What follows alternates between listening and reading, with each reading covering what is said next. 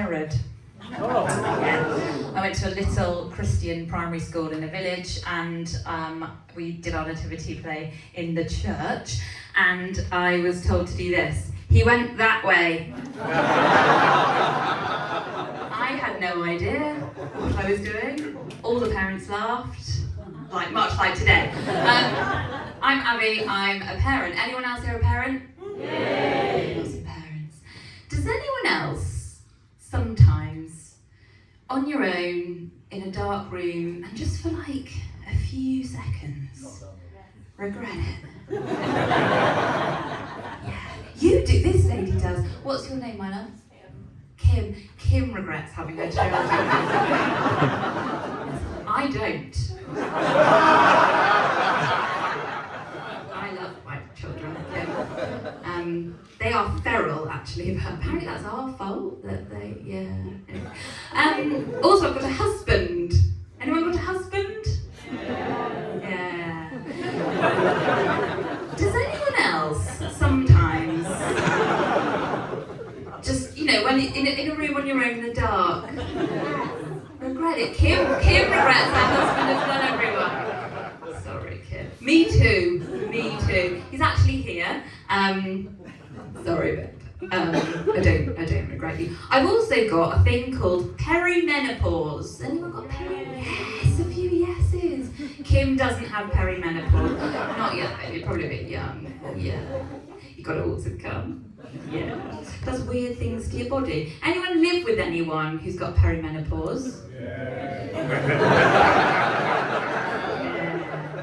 They know what it's like. Does weird things, especially to your vagina. Yeah, that's why they sound so sad.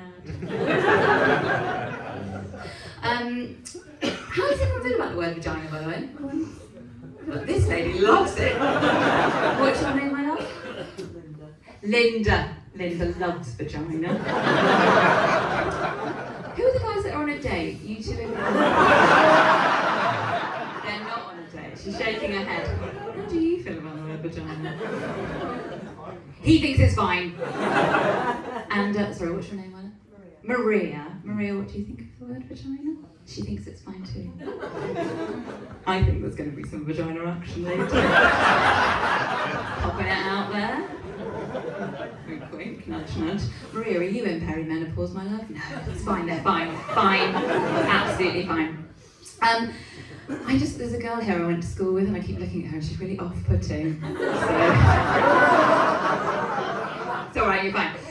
So you're fine with vaginas. Everyone else here is fine? Are we fine with vagina? Yeah. Yes. I recently did a gig at a Christian festival, and I was told by a lady called Pamela, and for the purposes of this, I'm going to say she was sexy, because it works better for this story, and also feminism, right? Yeah, she was a sexy lady called Pamela, and she told me I wasn't allowed to say the word vagina on stage.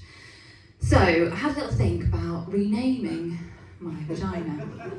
And I was like, well, I want something that's sexy, obviously, classy, and with boundaries. That's always good, isn't it, with vaginas? So I Googled it, because I was like, I can't think of anything off the top of my head. And I Googled it, and the name that came back was Abigail. And I don't know if that's a compliment from Google or not, but I'm not going to call my vagina Abigail, because that's my name. And also it means father's joy.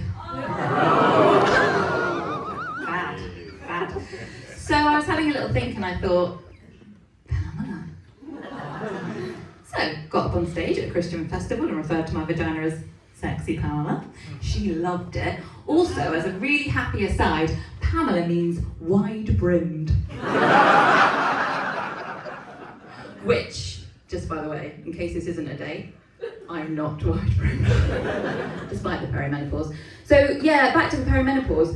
Poor Pamelas get themselves in a right old state when you've got the perimenopause. They get a bit dry. Yeah, they do. Kim, you're fine, aren't you? Linda. How's your Pamela, babe? She's not saying anything. Does anyone have a dry Pamela, apart from Linda? Anyone else? No. Anyone live with anyone with a dry Pamela? Yeah. If you're not sure, when they walk, it sounds a bit like they're wearing a shell suit. Yeah. And if you try to have sex with them, they'll probably stab you. It's stabby. The other thing is that poor Pamela, she sometimes pisses herself. She's a bit dry, a bit pissy. Poor Pamela, got all this to come, kids. Strap in, babe. It's really fun. Also, there's loads of other things that happen, and I've written down on my hand because the top one is memory loss, mood swings, anxiety. One of the things is dry, itchy stuff when you're having sex, but it doesn't say where it's dry or itchy. So I'm like, is it my face? Is it my husband will tell you where it is. Or dry vagina on a weak bladder. All of this is on a poster in my office. On the toilet door. And then at the end, at the bottom of the poster, it says, how can we support these symptoms in the workplace? Stay the fuck away from me and my pissy Pamela is what you can do. I also work for a Christian organisation where we're not allowed to say the word vagina. Yeah, so that's fun. My poor husband has to put up with all of this, and one of the other things that it does is it really confuses, Linda, I'm not sure if you've experienced this yet, my love, and actually some of you other ladies might have done, because my Pamela gets herself a little bit confused about how she feels. So I used to be able to watch films with people like Jude Law and stuff in, and Pamela and I would be completely aligned in the fact that we wanted to have sex with Jude Law, and that was fine. Now, we're not sure we want to have sex with him or mother him. I never get that with my husband, though. Don't do either of those things. I'm sorry, babe. Yeah, so he's very sweet. He's a very sweet man, and he tries very hard. And one of the things he does is he takes me on dates. I think it's mainly to try and make Pamela a bit wetter. Doesn't really work. Bless him, he keeps trying though. And I'll leave you with this. The best date here, actually it's not the best date, it's the worst. Anyway, took me on a date and we went to a trout farm. Anyone been to a trout farm? Do you know what a trout farm is? It's essentially a farm, but the only animal there is trout. You thought it would be romantic. That was a bag of shit. Anyway, when you get in, you get given a bag of trout food, and then you go around these ponds and you feed them, and my Pamela was still dry. I was like, sorry babe, it's not working. So we went around loads of different pools and fed loads of trout, and Pamela was still dry. Poor Pamela. And then there was a gap in a hedge, and this man came out and said, would you like to come around here and catch a trout? And I was like, yeah. In fact, just looked at you guys, this might be a really good idea for the next time you meet up. I'll send you the address.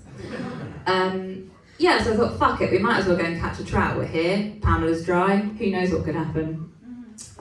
We got given a rod with a bit of string on it, and as I caught a trout really quickly, to be fair, I'm actually a really good fisherman.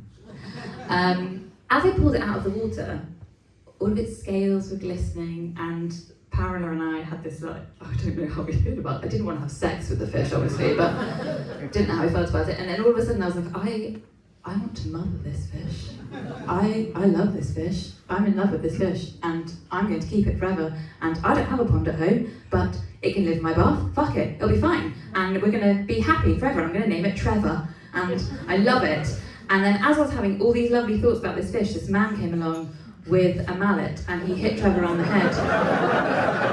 And then he sliced him open and pulled his guts out. And he wrapped him in some tin foil, and I took him home. And Trevor lives in the bottom drawer of my freezer, and he has moved house with me twice. Thank you. I've been Abby Doyle, you've been wonderful. Thank you, Bassett.